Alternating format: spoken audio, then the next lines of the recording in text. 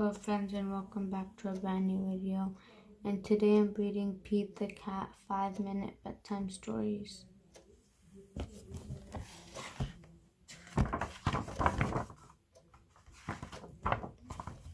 So today we're going to read the first book, Pete the Cat and the Bedtime Blues. There are a few other ones. There are 11 other ones, and we're reading the first story.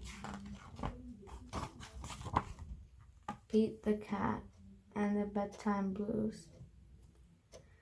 Pete and the groovy gang are at the beach. They've been having a groovy time in the surf and sand. But now the sun is starting to set. Pete is bummed out. He doesn't want the fun to end. But what can he do? They can't surf in the dark. Then Pete has an idea. Hey, he shouts. Why should our fun just end because the sun is tired? Let's have a sleepover at my house. That will give us more time for tons of fun. Pete's friends love the idea. Groovy, says Gus. Will there be snacks? Asks Alligator. Grumpy Toad points out to his motorcycle. Come on, let's go to Pete's place. The party at Pete's house is far out. The gang order pizza and plays. Alligator throws around Pete's soccer ball. Gus goes for a ride on Pete's bike.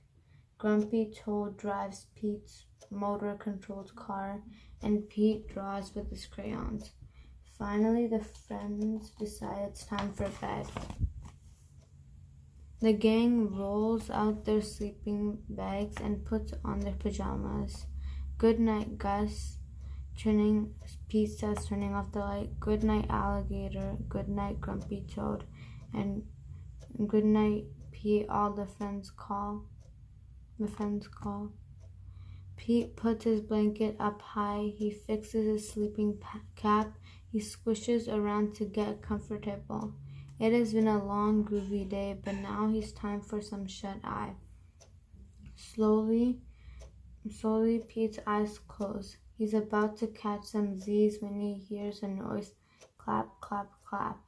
Pete sits up and turns on the lights. Who did that?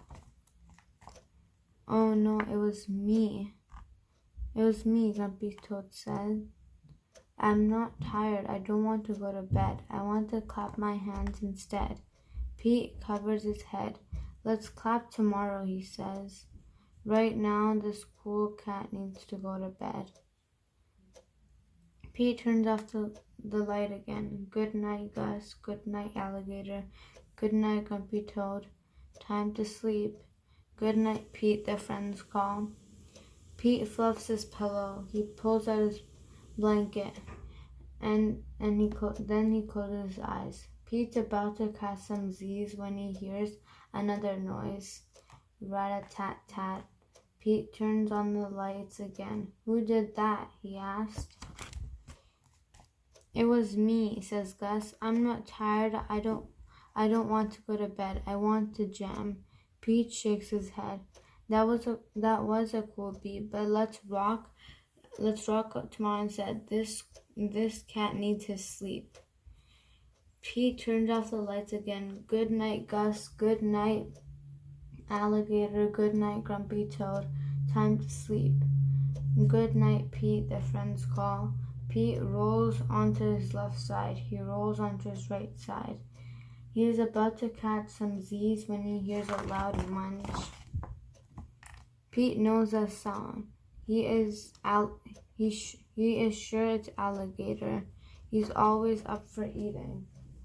Pete turns on the light. Sure enough, Alligator is munching on a piece of pizza. Pete sighs. What can he do? All the clapping, rat-tat-tatting, and munching are giving him bedtime blues. When Pete has an idea, he gets out his favorite bedtime story and begins to read. As he reads, Pete notices that the room is quiet. There is no more clapping, no more rat-a-tat-tatting, and no more munching. Pete looks up as his friends are gathered around him. They want to hear the story too. Pete turns back to the beginning of the book. He begins to read it out loud to his friends. Settle down and listen. His friends start to settle down and listen. No one makes a sound. Pete yawns as he turns the last page of the book. He has been so focused on the story he didn't even notice his friends creep off to their own beds. Good night, sleep tight, he whispers. Pete puts down his book. Pete puts his book down. He turns off the lights and closes his eyes. Soon Pete is fast asleep. Dreams of another groovy day of surfing fill his head as the cool cat finally catches some Z's. Okay, that's it for today. I hope you enjoyed and I hope to see you next time. Bye, guys.